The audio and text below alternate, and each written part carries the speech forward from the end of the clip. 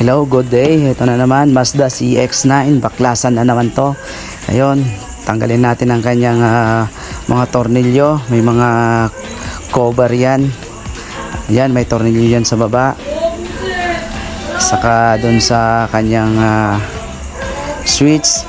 Ayan, tanggalin natin ang kanyang plastic decor. Andyan din, may nakatagong tornilyo dyan. Baklasin natin. Ayan po mga kaibigan. Ayan na, nahirapan na. Ayan mga kaibigan, ayun, yung tornilyo nya. Saka meron din sa taas. Tanggalin na natin yung clips nya. Meron ding socket doon ng yung tweeter, speaker. Ayan. Ayan po guys, nasungkit na. At ating babaklasin na. Ayan po guys, ayan na, nabaklas na.